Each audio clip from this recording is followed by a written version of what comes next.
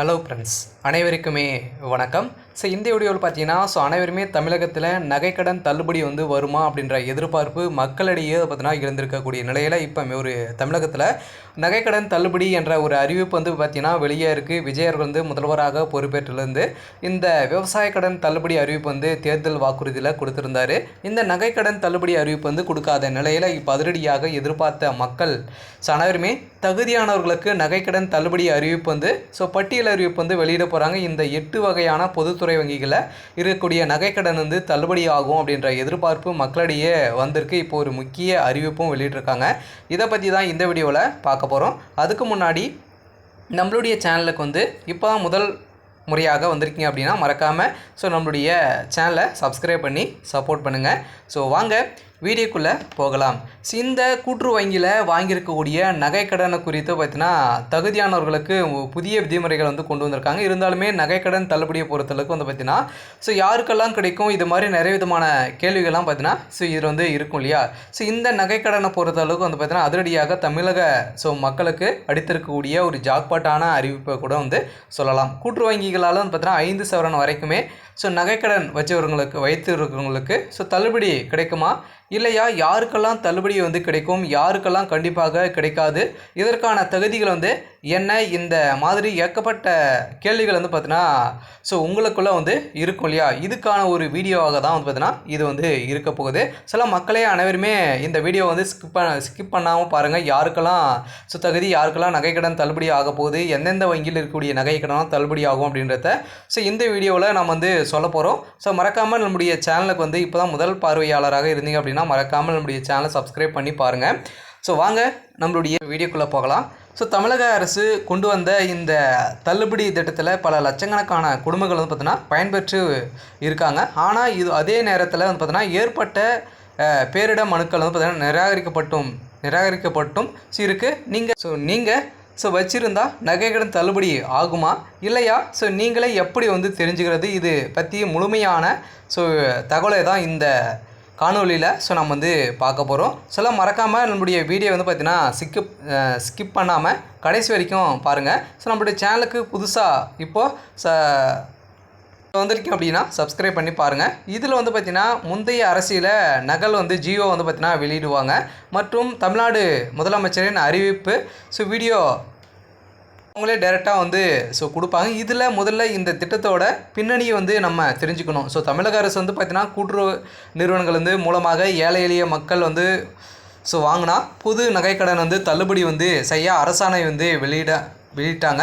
இதோ மிக முக்கியமான நோக்கம் உண்மையான ஏழை எளிய தரமான மக்கள் கடன் சுமையிலிருந்து விடுபடணும் அப்படின்ற ஒரு நோக்கத்தோடு தான் பார்த்தீங்கன்னா தமிழக அரசு களத்தில் இறங்கியிருக்காங்க.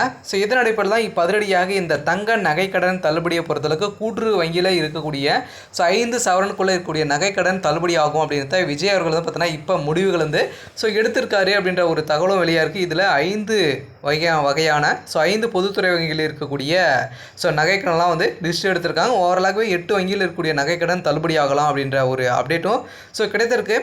எந்தெந்த வங்கியில் இருக்கக்கூடிய நகைக்கடன் தள்ளுபடி ஆகலாம் அப்படின்னு பார்த்தீங்க அப்படின்னா பொதுத்துறை வங்கியை சேர்ந்த பார்த்தீங்கன்னா ரிசர்வ் வங்கிக்கில் இயங்கக்கூடிய வங்கிகள் பார்த்தீங்கன்னா அதிரடியாக இந்த நகைக்கடன் தள்ளுபடி ஆகும். அது பார்த்தீங்கன்னா மோஸ்ட்லி பார்த்தீங்கன்னா இந்த ஸ்டேட் பேங்க், இந்தியன் பேங்க், அதேமாதிரி கூட்டுறவு வங்கிகள், கூட்டுறவு வேளாண்மை துறை வங்கிகள், அதேமாதிரி நகர்ப்புற கூட்டுறவு வேளாண் துறை வங்கிகள், இது மாதிரி பார்த்தீங்கன்னா 8 வங்கிகள் பார்த்தீங்கன்னா பட்டியல் அறிவிப்பு பார்த்தீங்கன்னா தமிழக அரசு கேட்டிருக்காங்க அப்படின்ற ஒரு தகவல் வெளியாக இருக்கக்கூடிய நிலையில் தான் இப்போ ஒரு நகைக்கடன் தள்ளுபடி என்ற ஒரு பேச்சுவார்த்தை பார்த்தீங்கன்னா இப்போ நடந்திருக்கு.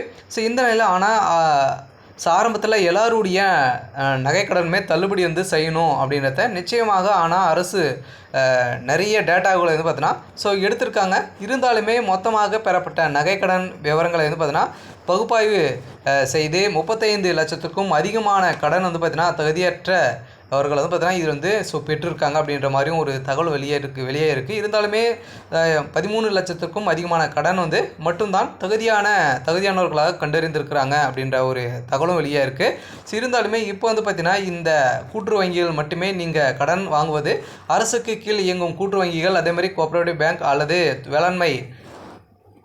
தொடக்க வேளாண்மை கூட்டுறவு சங்கங்கள், அது மட்டும் தான் இருக்கணும். தனியார் நிதி நிறுவனங்களோடு இல்லை மற்ற பொதுத்துறை வங்கிகளிலோ வாங்குவது கடன்களுக்கு இது பொருந்தாது அப்படின்றதும் அவங்க சொல்லியிருக்காங்க. இதில் 5 சவரன் பொறுத்தளவுக்கு பார்த்திங்கன்னா நீங்கள் நகைக்கடன் அளவு 5 சவரன் அல்லது அதுக்கு மேற்பட்ட குறைவாக இருந்தாலே போதும் உங்களுடைய நகைக்கடன் அனைத்துமே தள்ளுபடி அவங்க செய்வாங்க அப்படின்னு தான் சொல்லியிருக்காங்க. ஒரு குடும்பத்திற்கு ஒரு கடன் மட்டுமே தான் குடும்ப அட்டை ரேஷன் கார்டு மூலமாக தான் நம்மளுக்கு வழங்குறாங்க இல்லையா.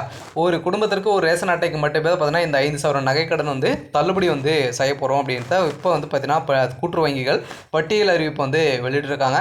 அதிகாரப்பூர்வமான அரசு இன்னும் பார்த்தீங்கன்னா வெளியிடல. இது அரசு அறிவித்த குறிப்பிட்ட காலக்கெடுக்குள் அல்லது அதற்கு முன்பாக பெறப்பட்ட கடனுக்கு மட்டுமே இந்த தள்ளுபடி பொருந்தும் எனவும் உண்மையான ஏழை எளிய மக்கள் பயன்பெறும் வகையில் வறுமை கோட்டுக்கு கீழே இருக்கக்கூடிய மக்கள் மற்றும் நடுத்தர மக்களின் பொருளாதார முன்னேற்றத்திற்கான மட்டுமே இந்த விதிமுறைகள் கொண்டு வரப்பட்டுள்ளது.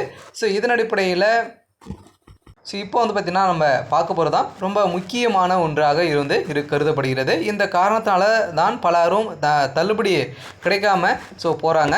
இதில் பார்த்திங்கன்னா அரசு ஊழியர்கள் பார்த்திங்கன்னா பயன்பெற்றிருக்காங்க. அப்படின்னா அரசு ஊழியர்கள் நிறைய பேர் நீங்கள் மத்திய அரசு மாநில அரசில் நீங்கள் பொதுத்துறை நிறுவனங்களிலோ வேலை செய்கிறீங்க அப்படின்னா உங்களுக்கான நகைக்கடன் தள்ளுபடி இருக்காது. உங்களுக்கு நகைக்கடன் தள்ளுபடி இல்லை அப்படின்றதும் சொல்லியிருக்காங்க.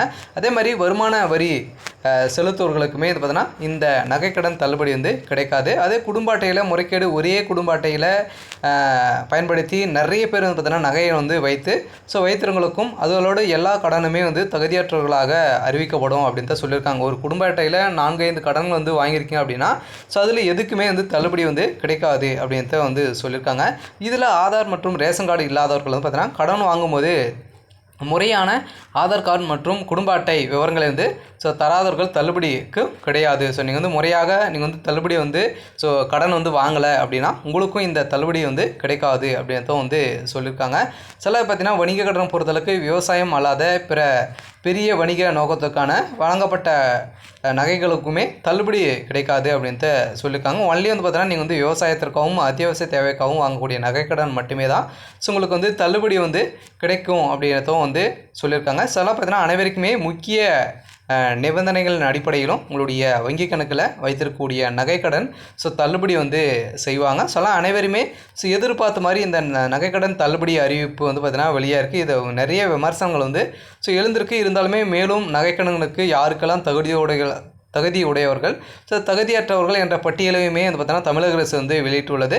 இதில் ஓவராலாகவே பார்த்தீங்கன்னா 48,84,726 நகைக்கடன் விவரங்களை பார்த்தீங்கன்னா கணினி மூலம் பகுப்பாய்வு செய்யப்பட்ட நிலையில் இவர்களாம் தகுதியற்றவர்களாக கருதப்பட்டிருக்காங்க. இப்போ வந்திருக்கக்கூடிய தகவலின் அடிப்படையில் நகைக்கடன் தள்ளுபடி அறிவிப்பு கூடிய விரைவில் கிடைக்க போகுது அப்படின்ற அப்டேட்டும் கிடைத்திருக்கு. சரி, ஓகே. இன்னைக்கான அப்டேட்